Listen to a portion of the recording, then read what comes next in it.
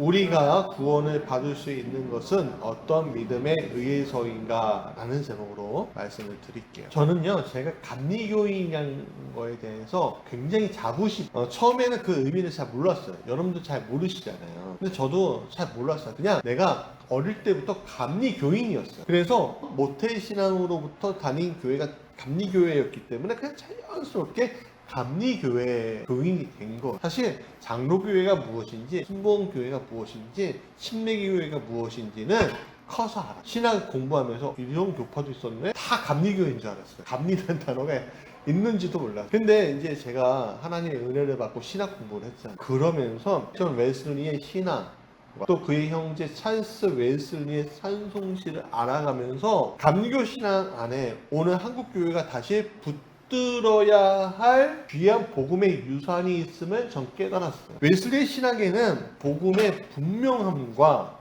사람을 품는 넓이가 함께 있습니다. 즉, 거룩을 이야기하면서도요, 국류를 잃지 않고요, 개인의 구원을 말하면서도 사회적 책임을 외면하지 않아요. 웨슬리 신학 또한 그의 동생 찰스 웨슬리는요, 찬송시를 9,000여 편을 썼거든요. 우리는 이 소중한 신앙의 깊이를 점점 잃어가고 있어요. 예전에 목사님들은 감리교회가 무엇인지, 침례교회가 무엇인지, 장로교회가 무엇인지 되게 고민하며 살았거든요. 근데 어느 순간에는요, 다 동일한 선상에 있어요. 감리교회, 침례교회, 성결교회, 장로교회 다 비슷비슷하게 됐어요. 그냥 현대적 찬양 부르고, 그 다음에 설교 오래 하고, 그리고 기도 많이 하고, 교회 성장하면 다 되는 걸로, 그렇게 그냥 다 바뀌어버린 것 같아요. 그러니까 정체성이 이상해졌어요. 그래서 어떤 분들은 그냥 교단 없이, 교파 없이 그냥 한국교회라고 하자. 더 좋은 것 같죠? 더 좋은 것 같은데, 사실은 성장주의에 빠져서 다 특색을 잃어버린 거예요. 이러면 성장하겠지. 그걸로 다 타협하는 거예요. 그러니까 정체성이 아니라 안식교도 어떻게 하면 성장할 것인가, 어떻게 하면 많이 끌어들일 것인가, 내가 누구이며 내가 어떻게 그리스도인으로 살아갈 것인가의 고민이 아니라 어떻게 하면 교회를 채울 것인가의 고민으로만 있다는 거죠. 그래서 때로는 배제하고 정죄하며 나만 옳다고 말하는 신앙의 흐름 속에 우리가 있는 거예요. 요즘 미디어를 보면 참 이런 흐름이 굉장히 많은 걸 보게 돼요. 막 태극기 흔들면서, 또 어떤 유튜브 보니까요, 복음을 들고 사람들에게 복음을 전하는 게 아니라 카톨릭 때 들어가 한번 가봤습니다, 복음을 전했습니다, 아주 전투적인 그런 신앙으로 가고 있어요. 배제하는 신앙. 여러분, 그래서 이런 흐름 속에서 감리교회가 가진 은혜와 거룩과 사랑의 균형이 계속 흔들리는 것을 보게 돼요. 저는 그게 되게 안타까워요. 그래서 오늘부터 웨슬리의 설교와 찰스 웨슬리의 찬송시를 통해서 감리교인의 신앙을 다시 한번 묻고자 하는 거예요. 오늘부터 시작할. 왜냐하면 오늘 웨슬리 회심 288주년 그리고 성령 강림절이에요. 그래서 오늘부터 이 웨슬리 형제의 신학을 깊이를 다시 한번 깨닫는데, 웨슬리 신학 쉽지 않아요. 그러면 제가 딱딱하게 얘기할까요? 아니면 좀 현대적으로 풀어서? 자, 첫 번째 질문은 이거예요. 같이 읽어볼까요? 우리가 구원을 받을 수 있는 것은 어떤 믿음에 의해서입니까? 많은 사람들이 믿음이 있다고 얘기해요. 나는 하나님을 믿어요. 나는 교회를 다녀요. 오래 다녔죠. 예전에는 믿었습니다. 뭐 이런 얘기를 하잖아요. 근데 웨슬리는 여기서 멈추지 않아요. 그는 우리에게 더 날카로운 질문을 던지는데, 당신의 믿음이 정말 당신을 구원하는 믿음입니까? 라고 질문해요. 지금 당신 믿고 있는데 그 믿음이 당신을 구원하고 있어요? 여러분들에게 한번 질문해 볼게요. 여러분, 이 교회에 와서 예배 드린 로만 만족하고 있나요? 그게 여러분들의 믿음의 끝이에요? 아니면 그 믿음이 정말 여러분들을 구원하고 있습니까? 여러분, 이 질문 앞에 우리가 좀 서보자 이거예요. 이 웨슬리는 먼저 구원에 이르지는 못한 믿음, 즉 참된 믿음인 것 같은데 실상이 아닌 세 가지 믿음에 대해서 우리에게 보여주고 있는데, 첫 번째는요, 우리의 믿음이 단순한 종교심과는 다르다는 걸 얘기해주고 싶어요. 우리의 믿음은 단순한 종교심과는 좀 달라요. 여러분, 구원에 이르는 믿음은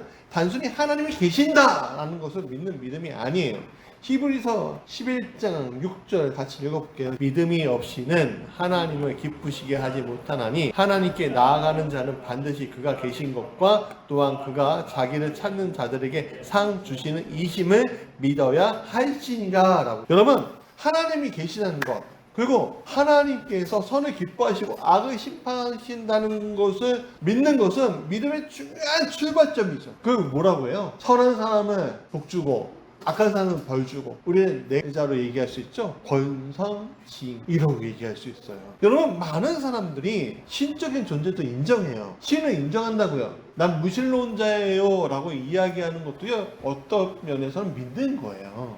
어떤 믿음의 대상들이 있다니까요, 사람들은. 그리고 특히 신적인 존재를 인정하면, 아, 나는 선하게 살아야지, 악하게 살면 벌받아, 선하게 살면 난 천국 갈 수 있고 악하게 살면은 지옥 가. 불교에서는 선하게 살아야지 다음 생에는 인간으로 태어날 수 있어. 악하게 살면 마치 벌레로 태어나, 짐승으로 태어나. 그러니까 나는 선하게 살아야. 그것도 어떤 종교심들이 있단 말이에요. 그냥 누구나 다 있어. 그거는 아주 원시부터 지금까지 이어져 온 인간의 불안의 편상의 이야기죠. 근데 이것이 나쁜 것은 아니에요.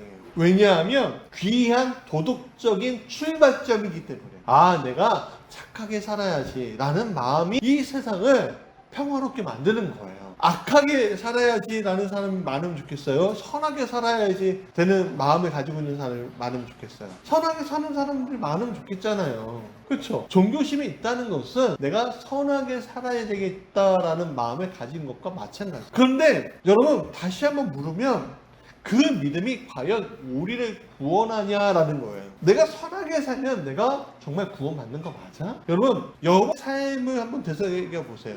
여러분 선하게 살아오셨잖아요. 착하게 살아오셨잖아요. 그래도 남들보다는 좀 낫지 않아요? 그러면 나은데, 그러면 그 나음이 구원에 이르게 만드시나요? 구원에 이르는 믿음을 가지고 계시냐 이거예요. 여러분, 병원에 있다는 것을 아는 것과 병원에 가서 치료받는 것과는 다르죠.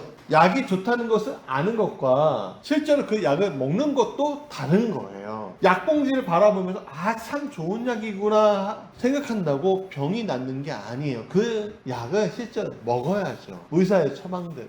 믿음도 마찬가지예요. 하나님이 계신다는 것과 예수 그리스도의 은혜로 죄사함을 받고 새 생명을 얻는 것과는 전혀 다른 거예요. 구원은 단순한 종교심에서 오는 것이 아닙니다. 구원은 예수 그리스도 안에서 주어진 하나님의 은혜를 믿음으로 받는 데서 오는 거예요. 내가 정말 멋진 사람이야, 멋진 아빠야, 멋지게 이 세상에 살고 있어 라고 해서 구원받는 게 아니라는 거예요. 두 번째, 우리의 믿음은 단순한 지식적 동의와도 다릅니다. 여러분, 좀 단순한 지식적 동의라는 게 좀 말이 어렵죠? 이거예요. 하나님이 계신다 믿는 것만이 아니라 예수님이 누구신지 정확히 아는 것만으로도 충분하지 않다는 거예요. 우리는 하나님을 알고 또 예수님도 알아. 근데 아는 것으로 충분해? 아니라는 거예요. 웨슬리 이것을 마귀의 믿음과 비교하고 있어요. 좀 표현은 좀 강하지만 핵심이 분명해요. 뭐냐면 마귀도 하나님을 안다는 거예요. 마귀도 예수님이 하나님의 아들이신다는 것을 안다는 거예요. 마귀도 알아요. 마귀도. 누가복음 4장 34절 귀신은요 예수님을 향해서 이렇게 말하죠. 나는 당신이 누구인 줄 아노니 하나님이 거룩한 자입니다. 이렇게 얘기하잖아요. 마귀도 안다니까요. 귀신도 알아요. 예수님이 누군지, 예수님이 하나님의 아들이라는 걸 안다고요. 놀랍게도 귀신은 정답 맞춰요. 신학시험으로만 치면 맞는 답을 적는 거예요. 근데 문제는 답은 맞았는데 관계는 없는 거예요. 여러분, 우리 기말고사, 중간고사 이런 시험 보면 꾸준히 공부하는 애들과 벼락치기 하는 애들과 차이점이 있죠. 여러분, 꾸준히 공부하는 애들은 어때요? 답을 전체적으로 다 알고 있어요. 근데 벼락치기 하는 애들의 특징은 뭐예요? 그 답이 하루, 이틀, 일주일 넘어가면 알아요, 몰라요? 그냥 시험 당일만 아는 거예요. 남지 않아요. 여러분, 그게 관계가 없다는 얘기예요. 예수님이 누구신지는 알았지만 예수님을 사랑하지 않고 예수님께 자신을 맡기지 않는 것, 지식적인 동의예요. 이런 얘기 많이 들으셨을 거예요. 어떤 성도가 앞날이 너무 걱정이 되는 거예요. 그래서 영원한 무당, 점술가 이런 사람들을 찾아갔대요. 근데 무당이 그 사람 딱 보더니 말해요. 당신 교회 다니는 사람이네? 깜짝 놀라서 어떻게 하셨어요? 무당이 또 막 집에 십자가 있지? 그러니까 이 사람이 이렇게 얘기해요. 정말 용하시네요. 여러분 맞췄죠? 근데 맞히는 것과 믿는 것은 달라요. 안다고 해서 구원받는 게 아니에요. 귀신도요 예수님 누군지 알았어. 근데 그것이 구원에 이르는 믿음은 아니었다라는 거예요. 야고보서 2장 19절은 이렇게 말해요. 내가 하나님은 한 분이신 줄을 믿느냐? 잘 하는도다. 귀신들도 믿고 떠느니라. 그러니까 성도도 알고 귀신도 아는데 성도는 믿고 감사하고 행복한데 귀신은요 그걸 알고 떠는데요. 귀신들도 믿어요. 그러나 그 믿음은 사랑으로 이어지지 않아요. 순종으로 이어지지 않아요. 회개로 이어지지 않아요. 그래서 구원에 이르는 믿음이 아니다라는 거예요. 여러분 성경에 아는 것과 그 말씀 앞에 내 삶을 맡기는 것과는 달라요. 교리로 설명할 수 있는 것과 그리스도의 은혜 안에서 죄사함 받고 새 생명을 얻는 것과는 완전히 다른 거예요. 여러분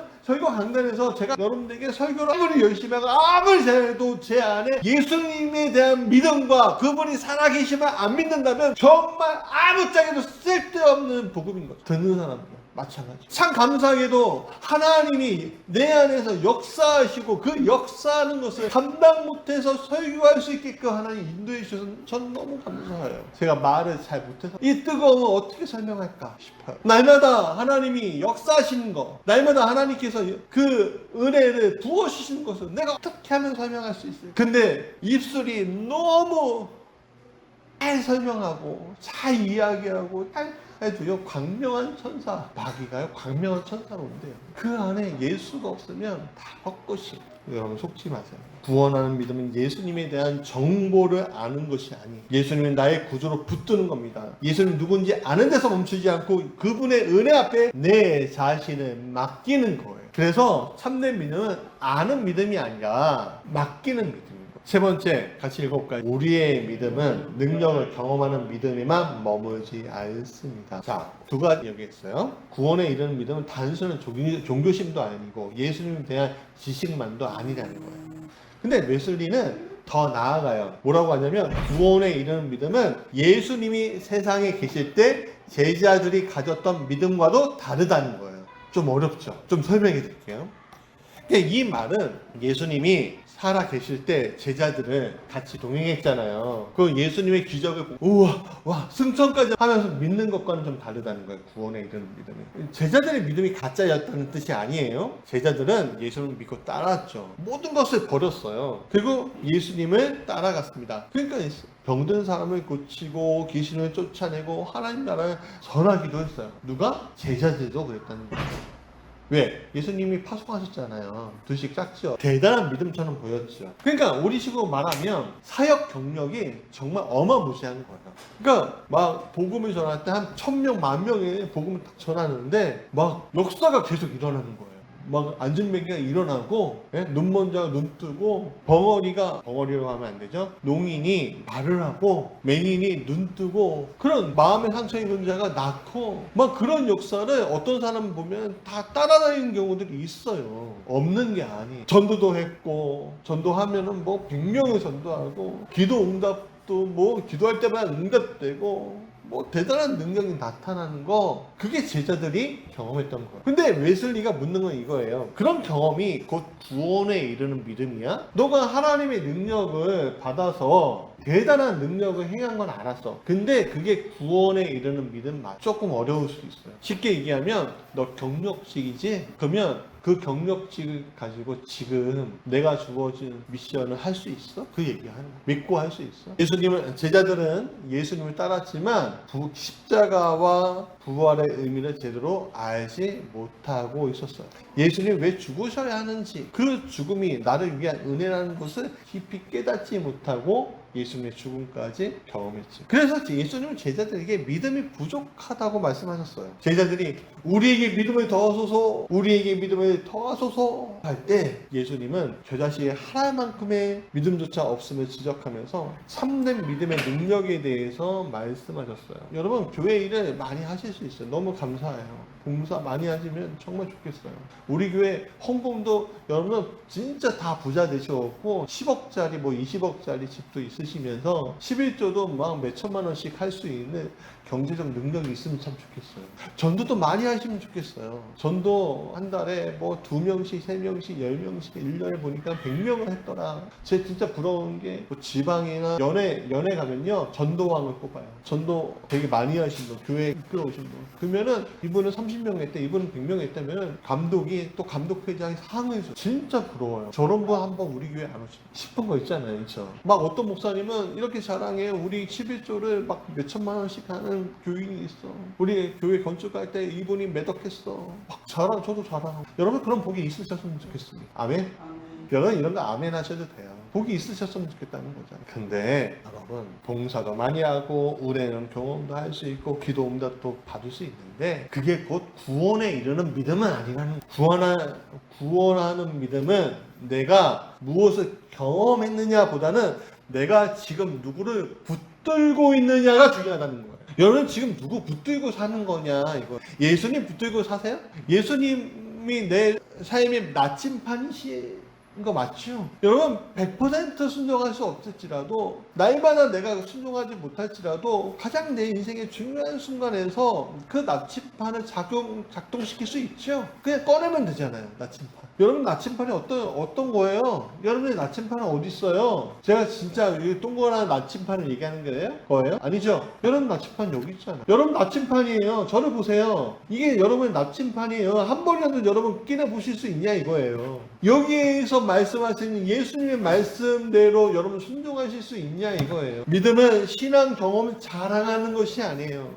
예수님의 십자가와 부활이 나를 위한 은혜임을 알고 그 예수님은 나의 구원자로 붙드는 것이라는 거예요. 자, 우리는 세 가지 얘기했죠. 이건 구원하는 믿음이 아니에요. 그러면 어떤 것이 중요하냐? 같이 읽어볼까요? 구원에 이르는 믿음은 그리스도께 전적으로 의지하는 믿음입니다. 그리스도를 믿는 믿음이라고 얘기해요. 따라해볼까요? 그리스도를 믿는 믿음. 그러면 믿음은 단순히 머리로 아는 것이 아니에요. 예수님에 대한 정보를 많이 아는 것도 아니고 교리적으로 맞는 말을 하는 것도 아닙니다. 믿음은 마음으로 믿는 거예요. 로마서 10장 9절에서 10절은 이렇게 얘기해요. 같이 읽으실 수 있으면 읽으면 좋겠습니다. 시작. 내가 만일 내 입으로 예수를 주로 시인하며 또 하나님께서 그를 죽은 자 가운데서 살리신 것을 내 마음에 믿으면 구원을 받으리라. 사람이 마음으로 믿어 의에 이르고 입으로 시인하여 구원에 이르리니라. 여러분 구원에 이르는 믿음은 예수님의 마음으로 신뢰하는 걸 얘기해요. 목사 아들이라고 했고 구원받는 게 아닌 것처럼 구원에 이르는 이 믿음은 예수님의 마음으로 신뢰하는 믿음이에요. 만약에 우리의 자녀가 나를 신뢰하지 않는다고 생각하면 우리는 어떤 마음이 들까요? 여러분의 종교, 여러분이 믿는 믿음을 무시당하고 여러분 믿는 믿음을 내 믿음이 아니에요 라고 이야기한다면 어떨 것 같으세요? 참담하죠. 아, 쟤는 머릿속으로는 아는데 믿음까지 들어가지. 예수님도 여러분들에게 그렇게 생각하실 수도 있어요. 아, 쟤는, 저 친구는, 저 집사는, 저 권사는, 저 목사는 머리로는 잘하네. 근데 왜 안 믿지? 왜 나를 신뢰하지 않지? 예수님이 나를 위해 십자가에서 죽으셨고 나를 의롭게 하시기 위해 다시 살아나셨다는 것을 왜 믿지 않지? 라고 생각하죠. 그래서 로마서 4장 25절은 이렇게 얘기해요. 예수는 우리가 범죄한 것 때문에 내줌이 되었고 또한 우리를 의롭다 하시기 위해 살아나셨다. 여러분 쉽게 얘기하면 여러분 오늘 우리가 이 하나님을 아는 거, 예수님을 아는 거, 봤는데도 경험한 거, 그럼에도 불구하고 믿지 않는 그걸 우리는 죄라고 얘기하는 거예요. 이게 범죄한 거예요 사실. 그래서 이것에 대해서 확증하시기 위해서 내줌이 되었다는 거예요. 그 내줌에 대해서 우리가 그걸 경험하게 되면 그리고 그것을 믿으면 부활의 사건이 내 안에 들어온다는 거예요. 예수님의 사건은, 십자가 사건은 역사적 사건입니다. 그러나 역사적 사건으로만 머무는 것이 아니죠. 역사적 사건으로만 보는 것이 아니라 나를 위한 은혜로 믿는 것을. 예수님의 부활은 그냥 놀라운 기적이 아니라 나에게 새 생명을 주시는 능력이라는 것을 여러분 믿으셔요. 구원하는 믿음은 예수님을 훌륭한 선생님 정도로 아는 것이 아니라 예수님의 기적을 행하시는 분, 의사처럼 보는 것이 아니라 예수님은 나의 구주이십니다. 예수님은 나의 소망이십니다. 라고 붙드는 거예요. 그래서 예수님은 단지 나를 위해서 죽으신 분뿐만 아니라 지금도 내 안에서 계신 분이야. 그것을 아셔야 돼요. 그래서 참된 믿음은 이렇게 고백해야 돼요. 이거 좀 따라해 볼까요? 예수님은 나를 위해 죽으셨고 위에 다시 살아나셨으며 지금도 내 안에 살아 계셔서 나를 변화시킵니다. 여러분, 이게 바로 구원에 이르는 믿음입니다. 맨 끝에 단어, 내 안에 살아 계신 것. 그게 여러분들을 살리는 겁니다. 결론이에요. 구원하는 믿음은 단순한 종교심이 아니에요. 또 예수님에 대한 지식적인 동의도 아니고요. 또 능력과 사역의 경험에만 머무는 것이 아닙니다. 구원하는 믿음은 십자가의 부활의 그리스도께 내 자신을 전적으로 맡기는 겁니다. 살아계신 주님이 나의 주님이 되시는 거예요. 내 안에서 내 고집을 꺾으시고 나를 믿음의 길로 이끄시는 분을 시하며 가는 것. 지금 여러분 마음 가운데 그 살아계신 하나님, 살아계신 예수님, 살아계신 성령님이 역사하시길 간절히 축원합니다.